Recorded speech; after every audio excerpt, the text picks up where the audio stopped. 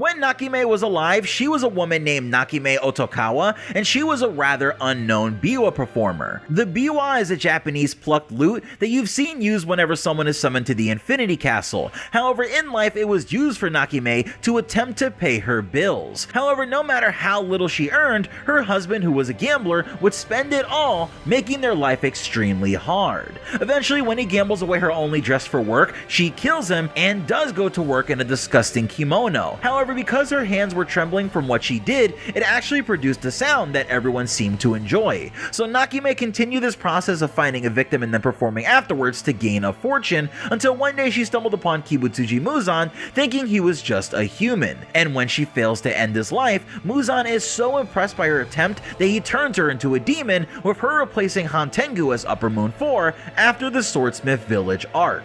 After Tanjiro and Gyu's battle with Akaza, the two finally run into Kibutsuji Muzan. When Tanjiro sees Muzan's final form, his memory of everything Muzan has done to his family or the other demon slayers starts to flash in his mind, making him furious. But Muzan tells Tanjiro that he's annoying and persistent, saying that coming across him is like encountering a natural disaster like an earthquake or a volcano. Muzan says that nobody swears revenge on those no matter how many lives they take, so the demon slayers should just forget their lost loved ones and stop fussing over it so much. Tanjiro looks extremely confused as Muzan continues on, telling Tanjiro that he's just a deviant along with the other demon slayers who couldn't just move on and work a normal job to earn their daily wages and live an honest life. And Tanjiro, hearing this, looks completely empty as he says, "Muzan, you are a being that should not be allowed to exist." When Akaza was alive, his real name was Hakuji, and he has one of the saddest backstories in Demon Slayer. Hakuji's father was incredibly sick, which led to the boy stealing and getting caught multiple times, where he's given his markings. Upon hearing of Hakuji's crimes, his father took apologizing for being such a burden, and through his despair, Hakuji was found by a strong man who runs a dojo and takes Hakuji in to be his only student, introducing the boy to his sick daughter who needs to be cared for because her mother abandoned them. Hakuji and Koyuki fall in love as the sun finally shines on Hakuji's life, but the well in their home is poisoned by a jealous nearby dojo while Hakuji was away. But the maid who witnessed Hakuji getting his revenge that night went insane from what she saw him do. Afterwards, Muzan comes to town hearing reports of a demon, but knowing he didn't have any in this area, and it's here where he comes across Hakuji and creates Akaza. As a human, Hantengu spent his entire life ever since childhood as the biggest liar there ever was, and the person that he lied to the most was himself. Being a massive thief and frequent murderer, in his mind he twisted any situation he was in to make himself the victim, because he liked making other people pity him while making them look bad for doing something they didn't do. Eventually, this would get Hantengu ran out of town, so to survive he had to change his identity between cities, and he did this for so long that he eventually forgot what the truth was. During this process, Hantengu would get married, but when he'd get caught cheating, he'd end the life of his wife and children and completely start all over in a new town, until the age of 86 when he was caught and set to be executed. However, Muzan found the man and instead decided to save him by turning him into Upper Moon 4, allowing Hantengu to break himself free and slay his captors. To take down Hantengu in episode 5, Tanjiro's sword turned bright red. But why? When Tanjiro fought Rui in season 1 with his broken blade, we saw Nezuko turn Tanjiro's blade red for a moment, which paired with her fire allowed Tanjiro to slay the demon once and for all. And now this is all happening again in season 3. But the bright red sword is a technique that any master demon slayer can have access to, even without Nezuko's help. When a demon slayer's sword turns bright red as they put all of their power and energy into their grip, the Nichiren sword gains a bonus where any demon struck by it cannot heal from the strike, regardless of where it landed. This is a massive deal considering it's a surefire way to take down the Upper Moon demons like a normal demon, and this technique even poses a threat to Muzan himself. When he was a human, Gyoko was originally a boy named Managi who creeped out and scared all of the people in his small fishing village on the coast of Japan. But there's a likely reason for that. When he was very young, Managi's parents went out fishing to make a living for the small family of 3. However, whether it was due to foul play or just an accident, they were were later found drowned and horribly injured, leading to a downward spiral for Managi, who began to do odd things like collect dead fish. But what really began to scare the villagers was when people began to go missing. Suspecting the boy of wrongdoing, they went to his house and found vases and jars that he'd been stuffing the missing villagers in, and for this it seems like they executed him. However, at that time Muzan happened to be passing by and saw the boy's work, turning Gyoko into Upper Moon 5. Zenitsu gets a lot of hate in the fandom, but he actually becomes one of the strongest demon slayers. Over the course of the story, we've seen Zenitsu travel with Tanjiro, and ever since his introduction, he's come off like a coward who talks a lot and only ever gets serious when he's asleep, due to his strange ability to do amazing things in his sleep form that he'd never believed that he's capable of. Zenitsu's annoying habits finally stop though when he gets news that his master, the old man we saw in season 1, actually took his own life because Zenitsu's adopted brother, a boy named Kaigaku, became not only a demon, but one of Muzan's upper moons. Upon learning this, Zenitsu gets very quiet and angry, swearing to himself to get stronger, and when the final arc finally comes, Zenitsu does battle with a quiet and menacing aura, fighting an upper moon demon all by himself with no help and without falling asleep. When Doma was young, he was a boy that might not have even had a name, as he was immediately treated differently from others after his birth. Doma's parents took advantage of the fact that he was born with white hair and rainbow-colored eyes as a sign that he was sent from above, so they started a cult in their town that quickly amassed followers, despite the fact that Doma himself knew that he'd never heard the voices of gods. Eventually, his parents take each other out in a hateful argument, leaving him to be the leader of the Eternal Paradise cult. But when Doma turns 20, Muzan comes to investigate the group, finding Doma with thousands of skulls that he's dusting and keeping clean to keep his members with him, and Muzan turns Doma into a demon. Doma feels true happiness here for the first time as he gives Muzan the top spot in his group, but it's important to note that Muzan really didn't like Doma at all. Zenitsu has a different bird from everyone else, and here's why. In Demon Slayer, we know that every Demon Slayer is given their very own Kasugai Crow, a personality-filled companion to the cause who often speaks to their owners and carries and shares important information from place to place, and some can even kill extremely lower-level demons. However, Zenitsu's bird is an entirely different story. In the past, there was once an entire clan of sparrows that worked very much like the Kasugai Crows, but they were all attacked by demons and wiped out, except for Chutaro, who apparently only escaped due to his inability to fight demons, being so cowardly that he didn't want to go down fighting. Being all alone, Chutaro promised to deliver messages for the Demon Slayers to be helpful in any way that it could when it stumbled upon Zenitsu, and the two decided to feel worthless together. After all of the Demon Slayers are sent into Muzan's Infinity Castle, Mitsuri and Obanai are tasked with finding the demon who controls the dimension itself, Nakime. When the two Hashira find Nakime sitting in the center of the castle and playing her biwa, Mitsuri dives in for a straightforward attack, but Nakime controls the castle to create a door that knocks Mitsuri out of the way. As the fight continues on, Nakime starts trying to get rid of the Demon Slayers by sending all sorts of rooms and doors flying at them, trying to crush the two. Later on, as the battle progresses, Muzan sees through Nakime's eyes that Obanai and Mitsuri have been taken out, but actually during the battle, Yushiro managed to sneak up on Nakime, placing a seal on her face to control her vision, and placing his hands in her head, giving him full control over the Infinity Castle. However, Muzan, realizing that this could actually get really annoying, closes one of his hands, and at that moment, Nakime pops like a balloon as the entire Infinity Castle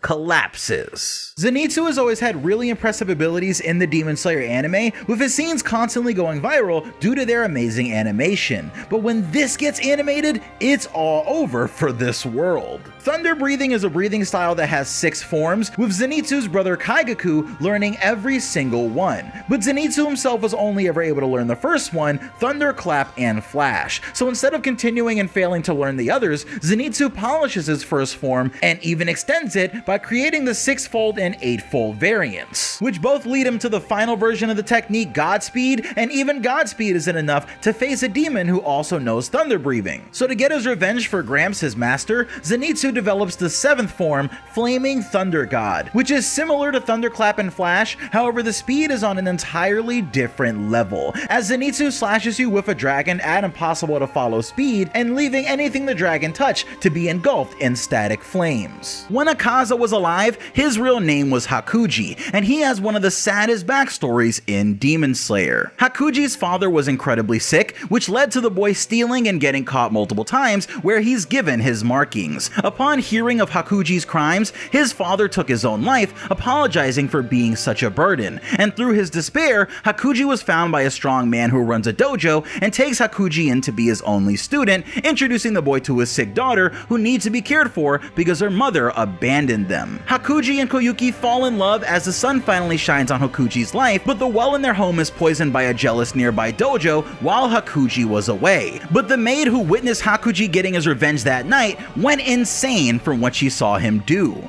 Afterwards, Muzan comes to town hearing reports of a demon, but knowing he didn't have any in this area, and it's here where he comes across Hakuji and creates a Kaza. Many people don't realize, but Kibutsuji Muzan was actually the one who created his greatest enemy, the original Sun Breath user. In the series, there's a big focus placed on karma, the afterlife, and the spirits of those who've passed on. However, Muzan himself says he doesn't believe in gods, paradise, or hell because he's never once been punished for his actions, and he goes as far as even cursing the Buddha. This all comes back to bite Muzan in the back because little did he know, out there was a woman who prayed every day to the sun god for the end of strife and pain, and in this series filled with rituals, her prayers are answered when one of her sons, Yoriichi, is born not only with a mysterious mark now known as the Demon Slayer mark, but naturally, Yoriichi had every skill he needed to put Muzan down once and for all. It's like the gods finally had enough of Muzan and sent someone to defeat him, and even though Yoriichi ultimately failed, everything he did carried on into the future and ultimately led to Muzan's defeat. As a human, Enmu had a lifelong habit of struggling to distinguish between dreams and reality, which led to numerous issues for those in his vicinity. In his adult years, despite lacking medical qualifications, he exploited techniques such as hypnotherapy to deceive terminally ill patients into believing that they had recovered, but it was all a big lie. Even when they found out the truth, Enmu just kept doing this terrible trick again and again until they were gone. Eventually, Muzan heard tales of a doctor who had a wicked mind and heart, and he approached Enmu, turning him into a demon. Tanjiro's mark has appeared for the second time on his head, but what is it? In the Kamado family, you may have noticed that Tanjiro and his father both have the same burn on their foreheads, but when asked about it, Tanjiro says that it's just a coincidence. In Demon Slayer Season 2, we watch as Tanjiro fights Daki, and his mark activates for the first time, giving him a massive boost. And this is a mark that originally comes from the original Sun Breath user Yoriichi, who was born with this mark of fire, which is like a gift from the gods, that massively boosts the power of a Demon Slayer and gives them other abilities like the use of the bright red sword. However, it does come with a very hefty price.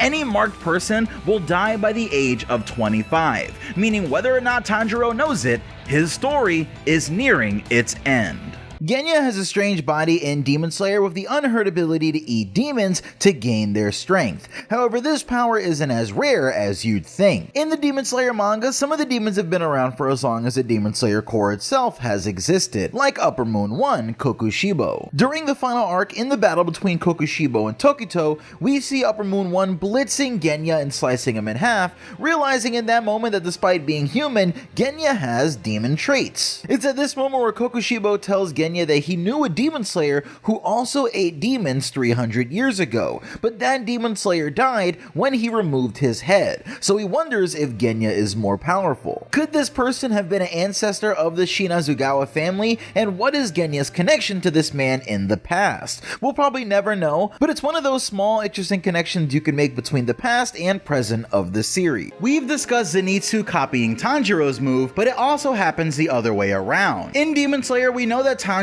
is a water breath user who also has access to the Hinokami Kagura, which is a version of the original sun breathing style all breath styles branch off from. In the final battle against Hantengu, who nearly escapes from Tanjiro in the group, Tanjiro's legs get injured and he has no other options left to him. But suddenly he remembers a conversation that he had with Zenitsu, who tells him the basics of thunder breathing, which is all about being able to mentally grasp every single muscle and blood vessel in your legs. Tanjiro, in his desperation, pictures Zenitsu Zenitsu and his advice, and after putting all of his power into his legs, Tanjiro disappears as lightning sparks around him and he uses Thunderclap and Flash on the demon, but it doesn't work. However, when Tanjiro gets his new sword, he tries this again, adding in the power of his Hinokami Kagura and creates a new move called Waltz Flash, combining both breathing techniques into one. After Tanjiro and Gyu's battle with Akaza, the two finally run into Kibutsuji Muzan. When Tanjiro sees Muzan's final form, his memory of everything Muzan has done to his family or the other demon slayers starts to flash in his mind, making him furious. But Muzan tells Tanjiro that he's annoying and persistent, saying that coming across him is like encountering a natural disaster like an earthquake or a volcano.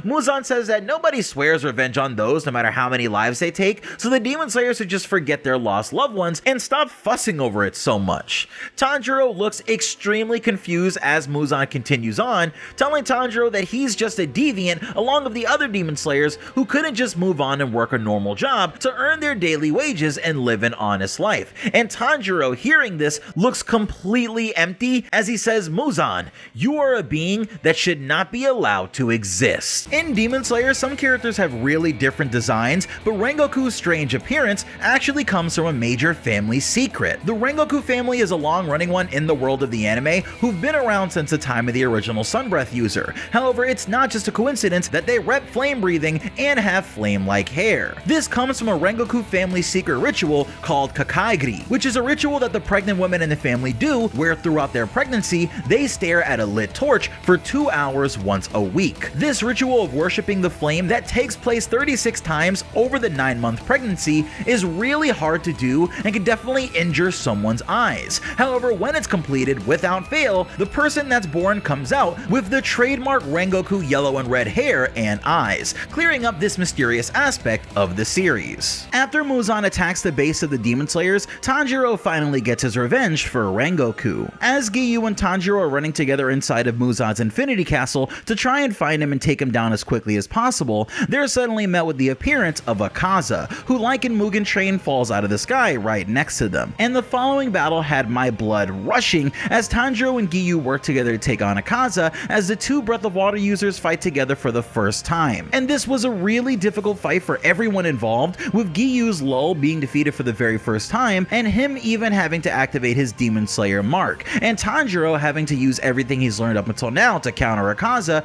with his Hinokami Kagura techniques. Eventually, Tanjiro learns the see-through world technique during the battle and finally slices Akaza's head off, and after Akaza gets his memories back, he finally gives up and fades away.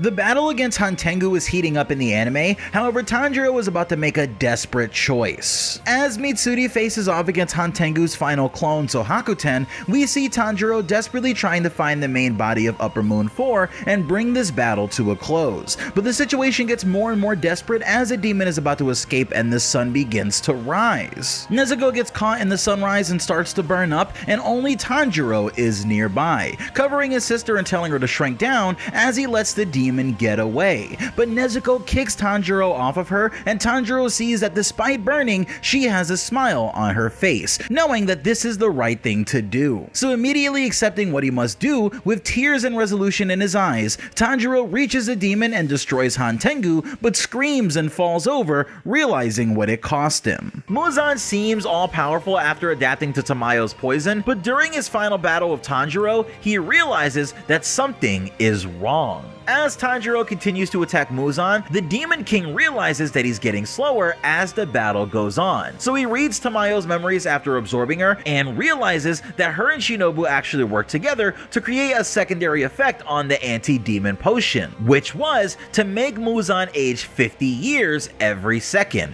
So although it first seemed like Muzan had reached a new peak, he realizes that he actually aged around 9,000 years since the beginning of his attack on the Demon Slayers, and as the battle continues, this rapid aging actually ends up being Muzan's downfall, as eventually it reveals the scars of where Yoriichi slashed him years ago, which become guaranteed critical areas. Finally, as even more effects of the potion he took start stacking up, Muzan realizes that escape is his only option here. Muzan told me that his height wasn't correct in the last short, so here we are again. Starting off with upper moons that we skipped in the last part, Daki from Demon Slayer Season 2 stands at 5 foot 8 inches, actually tall for a Japanese woman, woman, while her brother Gyutaro stands at 6'5", probably because of his elongated spine and strange build. Correcting our height for Muzan on demand, the Demon Lord actually stands at a not so laughable 5'10", so the manlet Muzan accusations can finally end, hopefully. But bringing the other incorrect heights in line, we're moving Akaza up from 5'6" to 5'8", and as an added bonus to make up for it, the lower moon demon Rui from season 1's height is 4'5",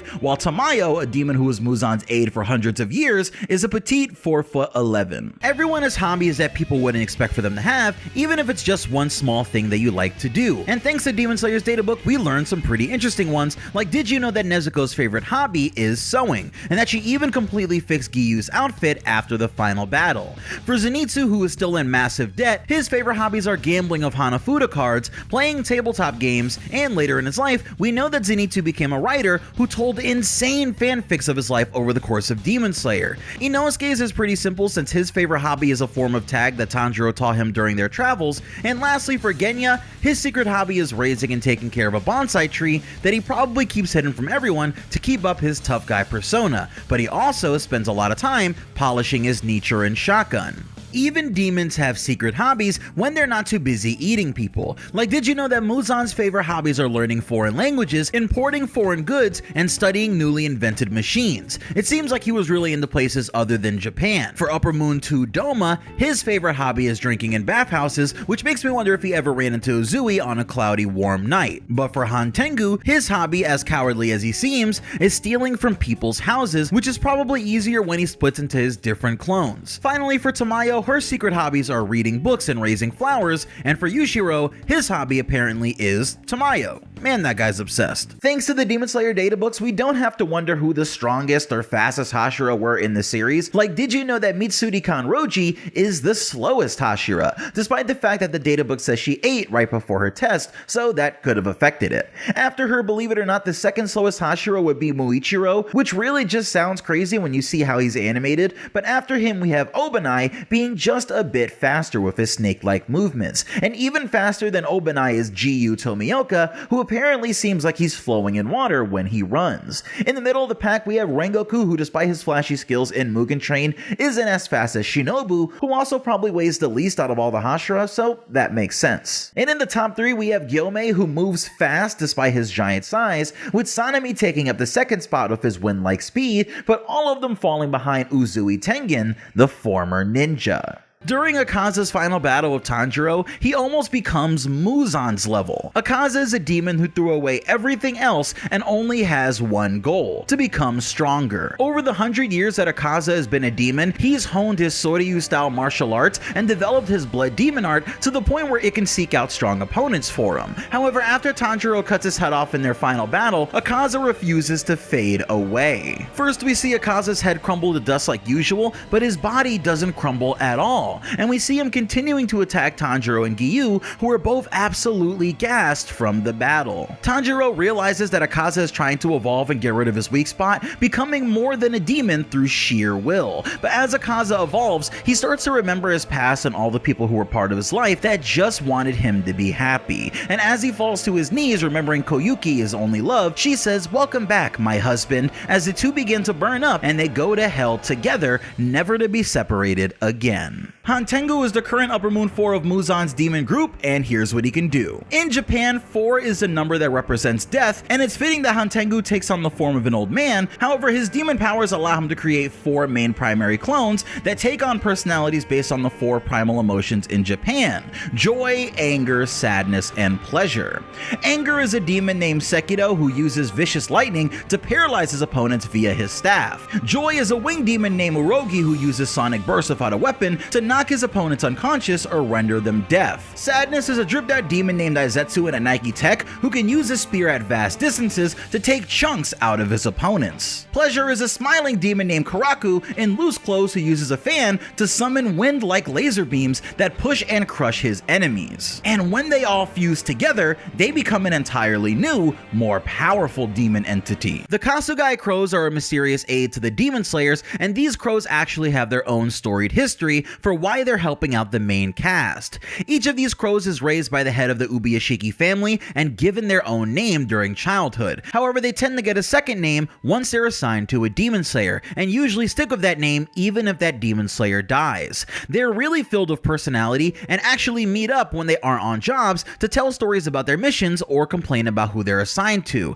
and for some reason, it seems like they really love to pick on Zenitsu Sparrow, who has his own tragic backstory. In Demon Slayer Season 3, Tanjiro and Genya work together to defeat Hantengu's clones, but the battle doesn't end there. Tanjiro senses the presence of a fifth demon, with them realizing the original Hantengu body has shrunken down, but when Tanjiro manages to cut the main body, elsewhere the four bodies of the emotion demons fuse into one and becomes the sixth demon, Zohakuten. And for those who thought Hantengu and Gyoko seemed weak, this is where the real danger starts to present itself. Zohakuten has the powers and abilities of each of the four emotion demons, and they're even stronger when he uses them. And on top of this, Zohakuten has the ability to control wood, allowing him to create wooden dragons that can also use the abilities of the other demons, making him really difficult to deal with for an already injured and exhausted Tanjiro, meaning they're gonna need help.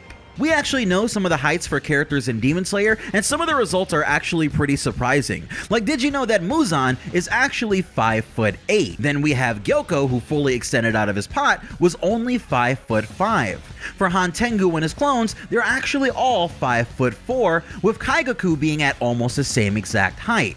For Akaza, he's actually pretty close to Muzan at 5'6", and then you have the demons that are just straight up taller than Muzan, like Upper Moon 2 Doma, who clocks in at 6'1", and standing tall above the rest, we have Upper Moon 1 Kokushibo at a towering 6'2". Like this video if you want to know about the different heights of the Hashira. We've discussed the heights of Demon Slayer's upper moons, so now here's how tall the Hashira are. First off, we have Tomioka Giyu, the water pillar, who stands at just short of 5'8", about average height for a Japanese man.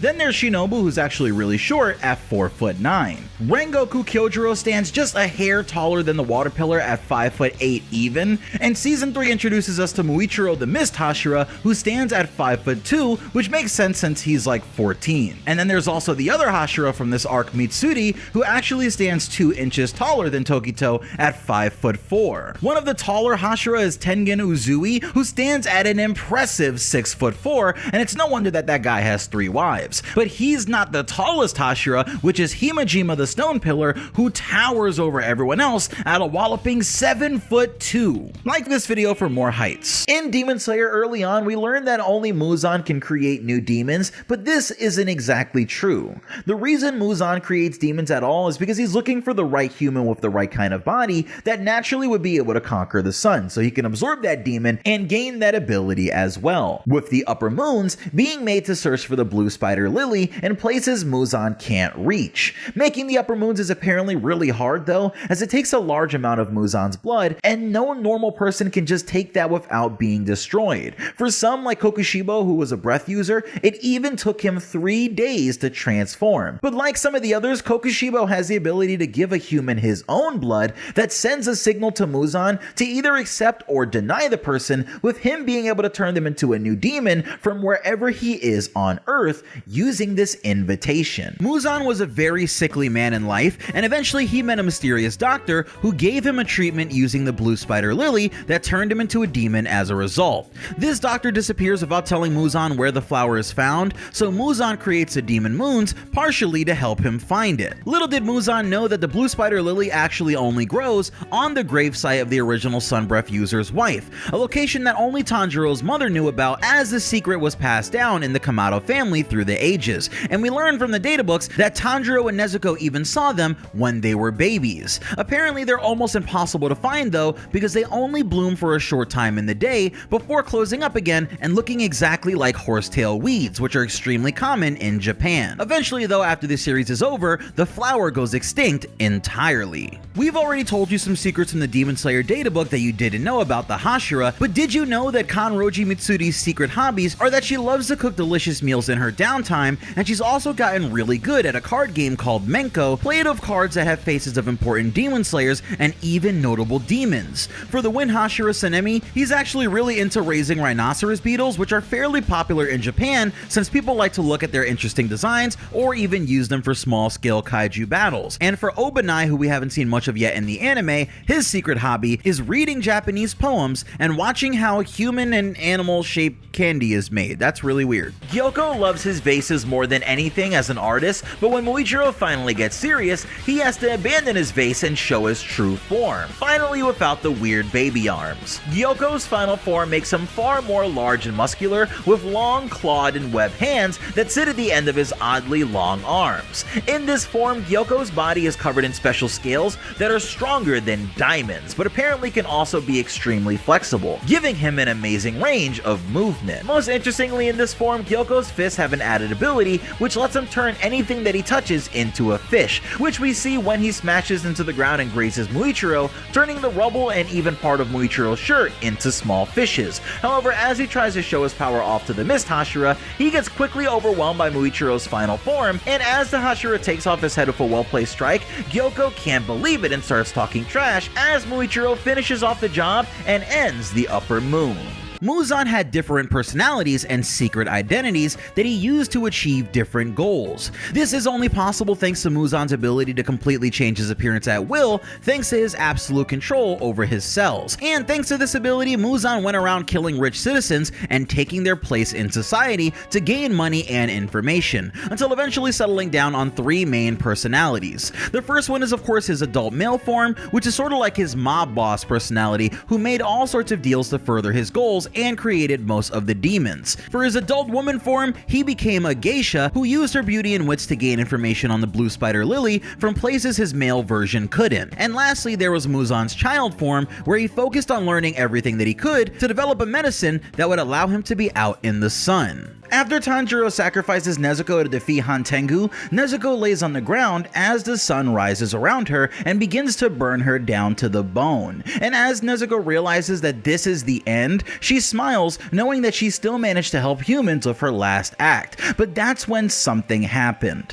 Inside of Nezuko's body, she felt something fighting back against the sun, and it's like something in her heart and brain activated all at once, as her body starts to actually heal from the sun's burns, going back to normal and allowing her to stand outside during the day as a demon, making Nezuko the first demon to conquer the sun. Tamayo, who had previously experimented on Nezuko's blood, sends a letter to Tanjiro explaining to him that they managed to cure a man who was turned into a demon using a small sample of Nezuko's blood, and that something about her is different. While elsewhere, Muzan learns about Nezuko and goes wild in his happiness, saying, "Finally, the moment is here for me to go and absorb that girl." Shinobu always had a smile on her face, but she's one of the characters filled with the most rage in her heart, as she hunts down Upper Moon 2 Doma during the Infinity Castle arc of Demon Slayer. Shinobu realizes that this is the demon who ended her older sister years ago and attacks Doma while he talks about not being able to eat her because the sun was coming up. And over the course of the battle, Shinobu shows her amazing speed off, piercing Doma repeatedly with her poison blade, repeatedly trying to get the right mix that Doma can't adapt to and overcome. Eventually, when her poisons don't work, Doma hits her with an attack that shreds her lungs apart, and after a last-ditch attack, Doma hugs Shinobu and completely absorbs her into his body, ending her life in the process. But later, in his fight against Kanao, Doma begins to break apart, because apparently Shinobu had so much poison coursing through her own veins in preparation for this that it finally managed to take down the Upper Moon, as we see Shinobu and her sister running into heaven. The Demon Slayer databooks always come through with interesting stuff, like did you know that in these books we actually got interviews with all of the Upper Moon demons describing how it felt to be slayed by certain breathing styles. For Daki and Gyutaro, who mainly had to deal with Uzui's sound breathing, Gyutaro compliments Uzui, saying his every movement was detailed, with Daki saying she hates him, but he was a real ninja.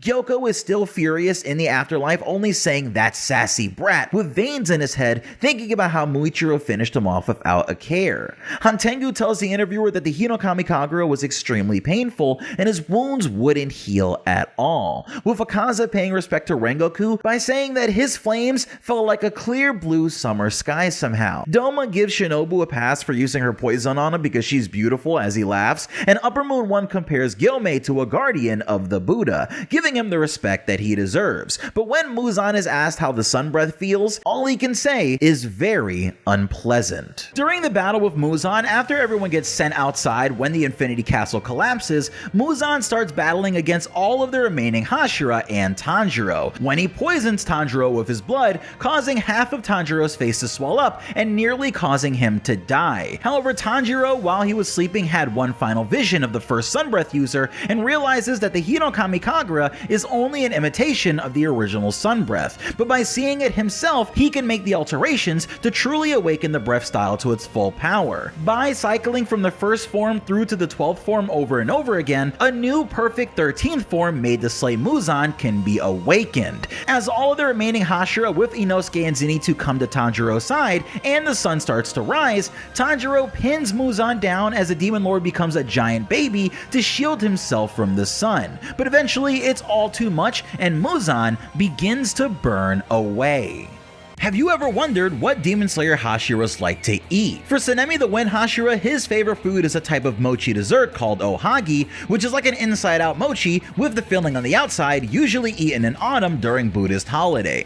For Uzui Tengen, always on the edge of danger, his favorite food is fugu sashimi, which is a luxury dish made by expertly preparing a puffer fish, which are poisonous, in a way that allows for it to be eaten. However, when you eat this meat, it still numbs the inside of your mouth. For Mitsuri Kanroji's favorite food, it's called Sakura Mochi, which are just as cute as the character, and these little pink balls of rice are super sweet treats of bean paste stuffed inside, covered in a pickled cherry blossom leaf to make it even pinker. And for Obanai, his favorite food is just shredded seaweed, maybe because it looks like snakes? Finally, for Rengoku, who love to eat, his favorite dish is sweet potato miso soup, an extremely creamy and savory dish best served as hot as his spirit. Demon Slayers all get a Kasugai crow companion, and each comes with its own name and sometimes a troublesome personality. Zenitsu's bird is nicknamed Chutaro, but its actual name is Ukogi, and it has a hard time communicating with Zenitsu, leading to him often ignoring his Sparrow. But the little fella never gives up on Zenitsu because it has nowhere else to go, since this is the only way that it can be helpful, just like Zenitsu. But that's better than being Inosuke's crow, Don Gurimaru, who apparently is one of the top level crows,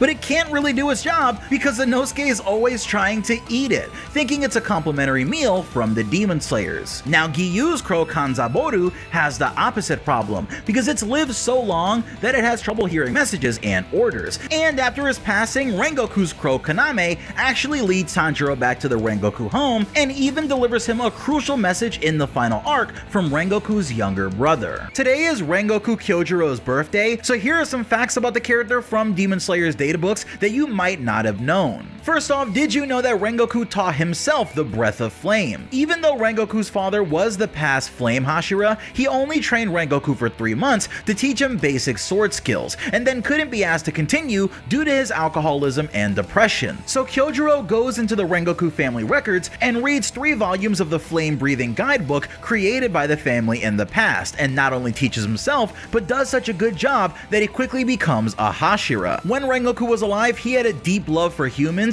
and had such a strong spirit that demons could literally see it outside of his body, commenting that he was almost reaching the point of being a supreme entity. Rengoku was 20 years old when he died, so now he'd be 21, and when Tokito saw that Tanjiro got the guard from his sword, he let out a tear, remembering how nice Rengoku was to him in the past. So happy birthday in heaven, Rengoku. Every Demon Slayer still has to eat, so here are their favorite foods. For Giyu Tomioka, his favorite food is called salmon daikon, prepared with a large slice of pan-seared salmon paired with daikon radish, which is a white vegetable often used in Asian cultures as a side dish. And Giyu would probably enjoy having a meal with Muichiro Tokito, whose favorite meal is those same daikon radishes served in miso sauce. For Kocho Shinobu, her favorite food is ginger sukudani, which is a vegan meal made by slicing ginger really thin and cooking it in soy sauce, sugar, and mirin that makes it really savory and sweet. And ginger perfectly makes sense for Shinobu since acid also has medicinal uses, which matches her nature as a sometimes healer. In Himajima's case, his favorite dish is called Takikomi Gohan, which is a rice dish cooked with vegetables and seafood,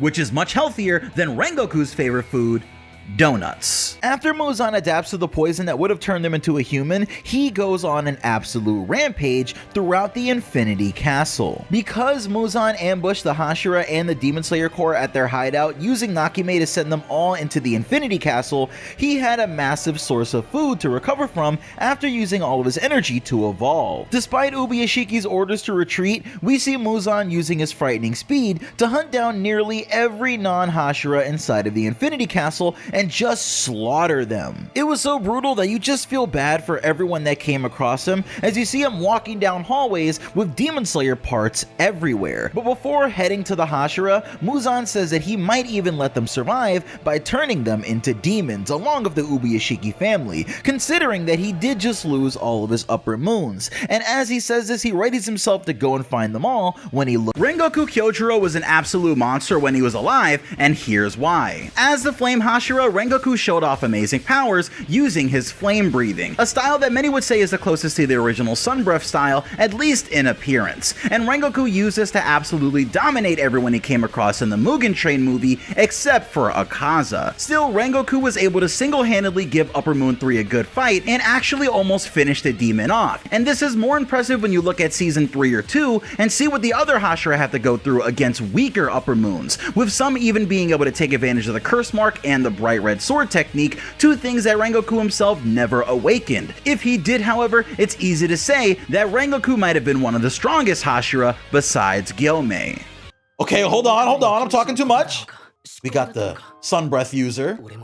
Yeah, he's like, why do I have the same earrings? What's going on here? Oh, how are they about to do this, bro? The camera work already? Let's go, we got the mark. That's fire. That's fire. We got the overlay. I love this so much because it reminds me of when the fork would overlay on Naruto. Whoa! Let's go. Whoa! Let's go. Get him. We got the fire dragon. Let's go.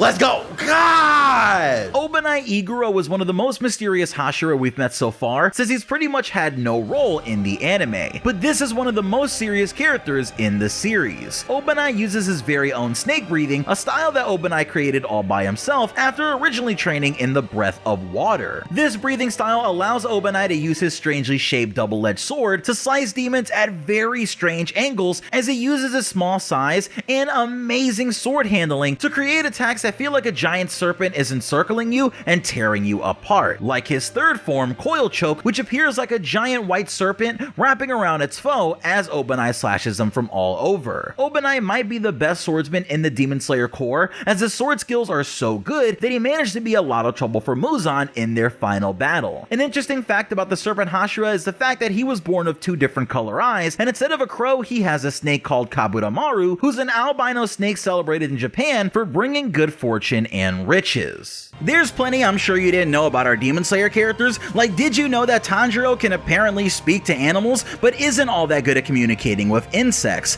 This is one of those facts that you'd never know unless you picked up the Demon Slayer data books, and there's more interesting stuff in there. Like did you know that Nezuko actually thinks that Zenitsu is just some sort of huge strange dandelion, which makes the scene where he swears to protect her hilarious. Zenitsu himself has a secret, which is just how much debt he's in due to being tricked by women and his gambling addiction, and that number would be a whopping 600,000 yen or $4,400 USD, which is a lot considering Demon Slayer takes place in the early 1900s. For the demons, apparently when Muzan found Enmu, he was just hungry and didn't mean to make him into a demon at first, only deciding to at the last moment. And lastly, Rui from season 1 was actually one of Muzan's favorites, with the demon being strong enough to fight all of the Hashira if he didn't split his power up between his family, making Tanjiro very lucky. Mitsuri Kanroji is one of the few characters who created a breathing style. So how does it work? Kanroji's breathing style is called the Breath of Love, and it's a style that only she can do because it takes full advantage of her strange body. Mitsuri's body is actually built differently than most people, giving her insane muscle density for her size, making her far stronger, more flexible, and nimble than the average person, allowing her to be insanely acrobatic in her movements. Paired of these insane movements is her strange Nichiren sword, which is actually a whip-like blade made specifically for her since her breathing form relies on slashing at impossible angles. A few moves that Kanroji can do are techniques named Shivers of Love or Love Pangs, where she whips all around her, and there are even more where she retracts her blade and lets it extend again. Demon Slayer is a series where not everyone makes it, and one of the saddest losses we see in the whole series is that of Genya. In the Infinity Castle arc, we see Genya, Tokito, Sanemi, and Gyomei all facing off against Upper Moon 1, because that's just how powerful the demon is. And if it wasn't for all of them working together, they would have lost easily, given that 2 out of the 4 people here lose their lives. As Genya tries to figure out how he can be helpful in his battle of Hashiras, he eats Kokushibo's blade to gain a huge amount of his power and manages to actually land some significant damage. But Kokushibo spawns blades from all over his body and lets out a massive attack that travels and splits Genya in half right down the middle. But Genya still uses Hantengu's blood demon art to help his brother by growing another tree out of Kokushibo's body. However, when the battle is over, the Wind Hashira wakes up screaming and crying as he sees his little brother's body crumbling away like a demon, thanking Sanemi for being the sweetest brother in the world. Muichiro Tokito is the youngest Hashira in Demon Slayer, and here's why. Muichiro's breathing style is called Breath of the Mist or Mist breathing, and it's a style he created derived from wind breathing that works especially well for Tokito, who wears very baggy clothes to hide and obscure his movements during a fight, as he takes advantage of insanely fast attacks to catch his opponents off guard, which definitely helps because of the Mist Hashira's small size and masterful ability with the blade, which often throws off his opponents at the beginning of battle, allowing Tokito to slide in with his mist and get the sure kill off. As you may have noticed, everything about his vibe and his breathing style is meant to obscure and hide what he's actually doing with a shroud of confusion, much like Muichiro's 7th form, where he creates a giant cloud of mist and changes his speed while luring his enemy into the path of a perfect strike. Sanemi Shinazugawa is a character many people didn't like when he first appeared in Demon Slayer because of how he treated Nezuko. However, like it or not, Sanemi the Wind Hashira is actually one of the strongest Demon Slayers in the series. Sanemi's wind breathing style is almost entirely about offensive techniques, with him being able to produce slashing bursts of air and hurricanes of blades that he sends at his enemies to keep them busy until he can slide in with his ridiculous speed for the final strike. With his powerful swings, Sanemi is able to use Gale Force winds at his will, like he does with his 7th form, Gale Sudden Gust, which is a twisting spiral of slicing wind. Or there's also his 8th form, Primary Gale Slash, where he uses the force of his slash to summon a hurricane around his opponents that cuts them up further and keeps them trapped. Sanemi has enough technique, speed, and strength that he was able to fight against Upper Moon 1 in what is probably the greatest battle in the entire series. Gyomei Himejima is the biggest Demon Slayer in the series, and you can bet this also means he's the strongest. Gyomei's stone breathing dates all the way back to the earliest days of the Demon Slayer core, with Kokushibo telling the Hashira that way back when he met a previous user, who interestingly enough is using a chain and sickle, which is a smaller version of Gyomei's Nichiren axe and flail combo. With the giant flail end, he literally takes chunks out of demons like he's hitting them with a large boulder, and of course the axe is for those final blows when he's using attacks like the 1st form, Serpentinite Bipolar, which is an attack that uses both ends of his chain Nichiren to trap opponents, or his 2nd form, Upper Smash, where he steps on the chain to make the ball hit you at crazy angles. During his battle with Upper Moon 1 and Muzan, we see why Gyomei is the strongest Hashira, but he's also a gentle giant who'd do anything for others. Uzui Tengen went crazy in season 2 of Demon Slayer, but did you know that his breathing style was created by him? Tengen was originally supposed to learn the Breath of Thunder, which makes sense because he has sensitive hearing just like Zenitsu, but he ended up developing his own style to tune it to his ability to perfectly remember any sound that he's heard before and analyze it using his musical score ability. Using these sounds to download complete his opponents, he slips in between the rhythm of his opponent's movements to use his explosions and double blades to absolutely destroy and overwhelm demons. If that's not enough, Tengen also comes from a secret ninja clan that still remains hidden in the world of Demon Slayer, and with his training as a ninja, his huge size, and his Hashira training, everything has combined together to truly make him a monster. We've covered the favorite foods of all of the Hashira, so here's the main squad. For Tanjiro, his favorite food is called Tara no Me, which are the small pieces of the Japanese angelica tree that grows in the Japanese mountainside. And since this species is invasive like demons, you can say that Tanjiro has always been pushing back against some kind of invasion. Then you have Nezuko, whose favorite meal is called konpeto, which is a mixed bag of small sugar candies that are super sweet and dissolve in your mouth. But for Genya, another person who we're glad doesn't eat humans, his favorite food is actually just watermelon. And I mean, yeah, go watermelons. I'm sure they taste better than demons. Much like anything that Zenitsu eats, since his favorite foods are sweets and expensive food. And finally, we have Inosuke, who loves him some tempura, which could be anything from vegetables to meat, deep fried in a classic Japanese style. Tokito just had his big moment in season 3 of the anime, but he nearly became the same thing he trains to defeat in Muzan's Infinity Castle. When all of the Demon Slayers are searching for Muzan in his fortress, Tokito gets separated and sent into a room alone with Upper Moon 1. Tokito thinks that he's never seen a demon like this, so dignified and proud, but as he tries to draw his sword, his body just won't let him due to its sense of fear. Upper Moon 1 sees through Tokito's body and asks Muichiro his name, and when Tokito answers, Upper Moon 1 tells Muichiro that the two of them are related, since Tokito was a descendant of one of his children. This shakes the Mist Hashira for a moment, but despite this, he attacks and impresses Upper Moon 1 enough that even after the demon cuts off his arm and spears him against a pillar with his own sword,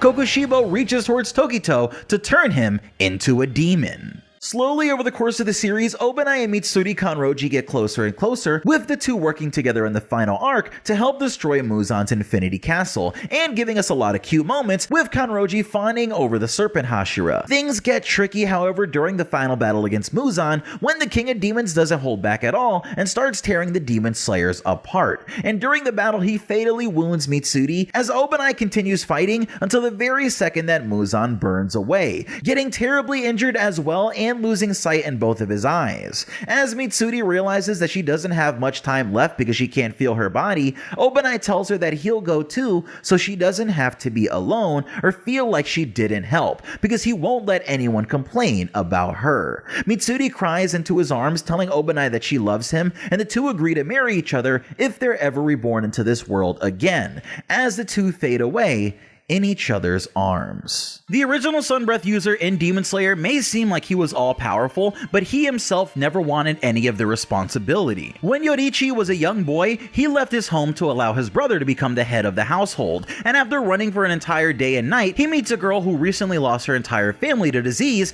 that says she's lonely, and he offers to stay with her so she doesn't have to be anymore. 10 years later, the two get married and live in a small, humble home where Yoriichi gets his wife pregnant and prepares himself for a simple but happy life in a home where he's always close enough to reach out to his loved ones and see their smiles. However, when he goes out to get a midwife to help his wife, he returns and finds her slain by a passing demon along with the baby, and sits there with her for 10 full days until someone helps him bury her. Yoriichi says he never wanted to be a demon slayer and would have been happy to have just his family, but after this he joins up and slays demons until he meets Kibutsuji Muzan himself. Tokito breaks out of Gyoko's bubble and finally awakens his memories. As Tokito is filled with rage, believing that Kotetsu died from Gyoko's attacks, he remembers his forgotten memories of him and his twin brother's happy life until a demon invaded their home and ruined it. And his rage and resolve helps Muichiro activate his very own Demon Slayer mark, which looks like a pair of clouds on his face. After awakening the mark, Muichiro is able to easily handle Gyoko and all of his different pots, protecting Aganazuka successfully before Kanamori gives him his new sword, a beautiful baby blue sword which shines shines like moonlight. And paired with his mark, having his new sword takes Muichiro to an entirely new level as he uses his new speed to overwhelm Gyoko and cut past all of his attacks, until Tokito finally cuts the demon's head.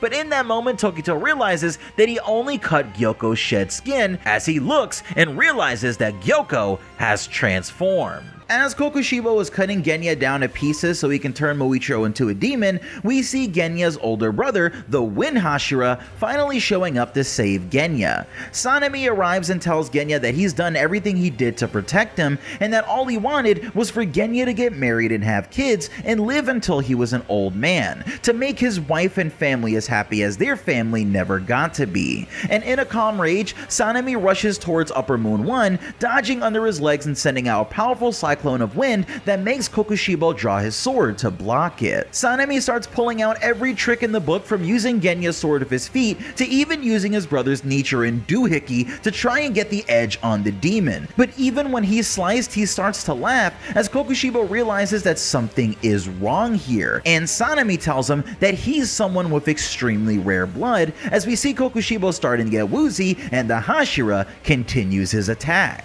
Upper Moon 1 tells Tokito that he never expected to see a demon slayer from his very own bloodline, and that something about it moved his heart. So he'll bandage Muichiro up and prepare him to meet Muzan as a replacement for the other Upper Moons. As Kokushibo gets distracted by Sanemi and Gyomei during their battle, Tokito frees himself and manages to join the fight by piercing Kokushibo right through his ribs as Muichiro tries to pin the demon down using all of his strength. But when he's cornered to escape, Kokushibo lets out a massive attack that slices Muichiro right in half like Frieza. But even still, he holds onto a sword of his one remaining hand and puts all of his will and power into it, turning Muichiro's sword a bright red, which disrupts the demon's healing. However, after the battle, Gyomei lays Muichiro down and closes his eyes as Muichiro is reunited with his brother in heaven with no regrets in his heart as a hero. Yoriichi realizes that this world will never know peace as long as the demons live, and as he stumbles upon Kibutsuji Muzan, he instantly realizes that defeating this man is the one reason that he was born. On a stony bamboo path, Muzan expressed how he doesn't need another swordsman who can use breaths as a demon, and attacks Yoriichi with his arm, which turns into a whipping mass of flesh and sharp teeth. However, at this moment, Yoriichi sees through Muzan's body to find all of his weak points, and develops a perfect 13th sword form to slash them all at once in a trail of fire. Before finishing Muzan off, Yoriichi stops to ask him what a human life means to him, but Muzan clenches his teeth in fury and disbelief as he fails to heal from the swordsman's red blade. And at that moment, Muzan explodes, splitting his body into 1,800 pieces that go in every direction. However, Yoriichi in that instant manages to cut 1,500, leaving Muzan extremely weakened afterwards, as it takes hundreds of years to recover, but still, Yoriichi failed. After Muzan adapts to the poison that would have turned him into a human, he goes on an absolute rampage throughout the Infinity Castle. Because Muzan ambushed the Hashira and the Demon Slayer Corps at their hideout, using Nakime to send them all into the Infinity Castle, he had a massive source of food to recover from after using all of his energy to evolve. Despite Ubuyashiki's orders to retreat, we see Muzan using his frightening speed to hunt down nearly every non-Hashira inside of the Infinity Castle and just slaughter them. It was so brutal that you just feel bad for everyone that came across him, as you see him walking down hallways with Demon Slayer parts everywhere. But before heading to the Hashira, Muzan says that he might even let them survive by turning them into demons along with the Ubuyashiki family, considering that he did just lose all of his upper moons. And as he says this, he readies himself to go and find them all when he looks up and locks eyes with Tanjiro. We know that all breathing styles have a common ancestor with the breath of the sun, but some Demon Slayers even have to create their own styles. Mitsuri Kanroji's Breath of Love is actually an offshoot of the Breath of Flame because she was Rengoku's student and adapted flame into her own style, given that love burns just as brightly as flames do. For Kocho Shinobu, her Breath of the Insect was created because her frail body wasn't compatible with flower breathing, so she adjusted the style to fit her way of fighting with poisons. Tanjiro of course started off with the Breath of Water, but did you know the same can be said for Obanai Iguro, whose Breath of the Snake has roots in the Water Path style. Another Hashira, Uzui Tengen Sound Breath, actually comes from Uzui's attempt to learn thunder breathing, much as Zenitsu has, which makes sense when you consider their great hearing. Much like Inosuke, whose Breath of the Beast is unintentionally similar to Sanemi's Breath of Wind. Inosuke's parents have always been a mystery, but eventually Inosuke's memories finally come back. When Inosuke starts his battle against Upper Moon 2 Doma, he feels like he remembers seeing this demon before somewhere in the past, and this is where a deep memory from when he was just a baby enters his mind, with him seeing his mother's face as she drops Inosuke off of a cliff into a river to help him get away, as she herself stayed back and was ultimately slayed by the demon who was chasing her, who, you guessed it, was Upper Moon 2 Doma, who said he didn't mean to do it and meant to keep her by her side until she naturally passed away because he loved having her around. Kotoha Hashibara had really bad luck around men who would ultimately be terrible to her, but even though she didn't survive, Inosuke remembers his mom telling him that he's her everything. We've discussed Muzan's search for the blue spider lily and its inability to ever find it, but after the story is over, Inosuke's descendants, who are still masters of the wild, actually do find the mysterious flower and begin to research it, learning that the blue spider lily had undiscovered aspects that could radically change the world of the series. However, because the plant only grew in an exact kind of soil with a very specific watering and light schedule, all of the samples that Inosuke's family picked quickly withered away into dust, and new seeds could never be turned into full plants. However, when Inosuke's family went to pick more samples, they found out that all of the original plants had withered away as well, as picking the flower seemed to cause a chain reaction that made the plant go extinct.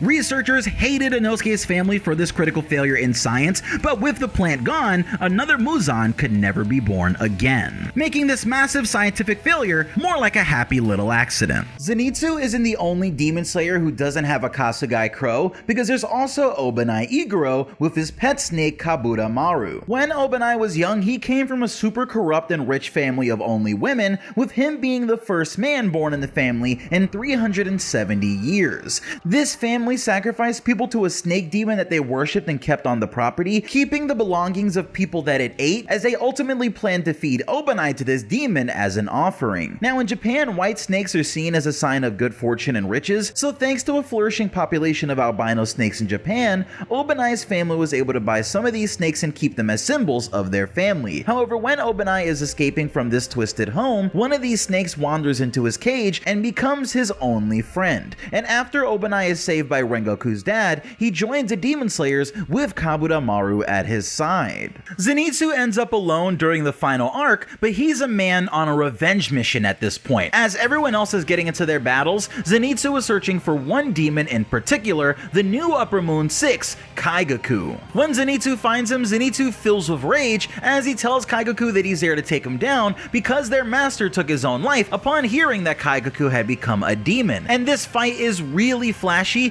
given Kaigaku's ability to not only use thunder breathing, but also his own blood demon art, which only enhances his attacks with actual lightning. Over the course of the battle, Kaigaku uses every breath of thunder form except for the first, which he never learned. But eventually the difference in their skill makes itself obvious as Zenitsu crushes all of Kaigaku's sword forms of just the first one and ends the battle with an entirely new technique. Afterwards, as Zenitsu was dying, he sees the old man once again, who sends him back across the Sanzu River back into the world of the living. Genya has a really special demon power in Demon Slayer, and it actually gets put to good use throughout the series. In Demon Slayer Season 3, we've seen that Genya is capable of eating a demon to gain its powers temporarily, allowing him to heal through ridiculous injuries and even amp up his strength to a massive extent. However, the biggest benefit of this is Genya's ability to take attributes of a demon's blood demon art. When the final clone Zohakuten comes out and starts rampaging against the group,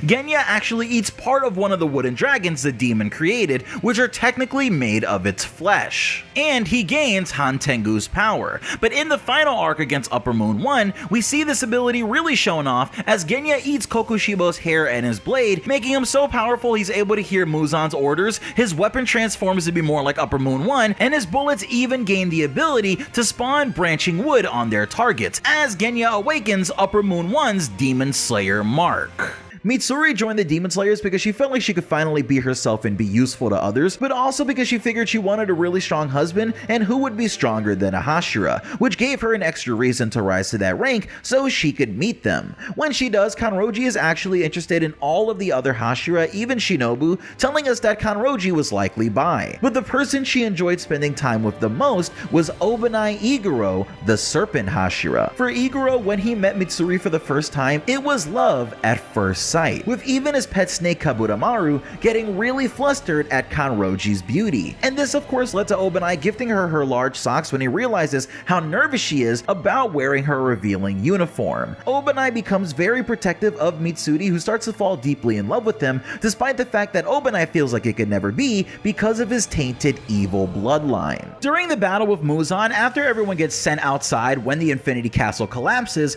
Muzan starts battling against all of the remaining Hashira and Tanjiro, when he poisons Tanjiro with his blood, causing half of Tanjiro's face to swell up and nearly causing him to die. However, Tanjiro, while he was sleeping, had one final vision of the first Sun Breath user and realizes that the Hinokami Kagura is only an imitation of the original Sun Breath, but by seeing it himself, he can make the alterations to truly awaken the breath style to its full power. By cycling from the first form through to the 12th form over and over again, a new perfect 13th form made to slay Muzan can be awakened. As all of the remaining Hashira with Inosuke and Zenitsu come to Tanjiro's side and the sun starts to rise, Tanjiro pins Muzan down as the Demon Lord becomes a giant baby to shield himself from the sun. But eventually it's all too much and Muzan begins to burn away. Muzan has been looking to overcome the sun for the entire series, and Tamayo finally offers him a way. When Tamayo finally comes across Muzan in Demon Slayer, she manages to inject him with a substance made from Nezuko's blood that would turn any demon into a regular human, as it destroys every demon cell in their body. But in response, Muzan becomes a giant baby, but really it serves as a cocoon for him to completely absorb Tamayo while he forces his body to adapt through the poison, allowing him to evolve into a new form, making him much more powerful than he'd ever been before. In Muzan's final form, his hair changes white and he gains mouths all over his body, and he uses his absolute control over all of his cells to use abilities like causing earthquakes, making thorny whips, shooting out lightning, and even more. But before he can do any of that, he needs to eat to recover. When Nakime was alive, she was a woman named Nakime Otokawa, and she was a rather unknown biwa performer. The biwa is a Japanese plucked lute that you've seen used whenever someone is summoned to the Infinity Castle. However, in life it was used for Nakime to attempt to pay her bills. However, no matter how little she earned, her husband, who was a gambler, would spend it all, making their life extremely hard. Eventually, when he gambles away her only dress for work, she kills him and does go to work in a disgusting kimono. However, because her hands were trembling from what she did, it actually produced a sound that everyone seemed to enjoy. So Nakime continued this process of finding a victim and then performing afterwards to gain a fortune, until one day she stumbled upon Kibutsuji Muzan, thinking he was just a human. And when she fails to end his life, Muzan is so impressed by her attempt that he turns her into a demon, with her replacing Hantengu as Upper Moon 4. Muzan had different personalities and secret identities that he used to achieve different goals. This is only possible thanks to Muzan's ability to completely change his appearance at will, thanks to his absolute control over his cells. And thanks to this ability, Muzan went around killing rich citizens and taking their place in society to gain money and information, until eventually settling down on three main personalities. The first one is of course his adult male form, which is sort of like his mob boss personality, who made all sorts of deals to further his goals and created most of the demons. For his adult woman form, he became a geisha who used her beauty and wits to gain information on the blue spider lily from places his male version couldn't. And lastly, there was Muzan's child form, where he focused on learning everything that he could to develop a medicine that would allow him to be out in the sun. In Demon Slayer Season 3 Episode 3, Genya Shinaguzawa, the Wen Hashira's younger brother, showcases his unique Nichiren shotgun. Unable to use breathing styles, Genya relies on this powerful weapon, which fires Nichiren shells made from Scarlet Crimson Iron Sand and Scarlet Crimson Ore, the same materials used to create Nichiren blades. This allows him to inflict lasting damage on demons, even upper moons. In addition to his shotgun, Genya wields a Nichiren blade for close combat, making him one of the few characters of a two-weapon style. Despite his inability to learn breathing styles though, Genya possesses a really bizarre power that sets him apart from other Demon Slayer characters that you can learn about in my next short or in my full Genya Explained video.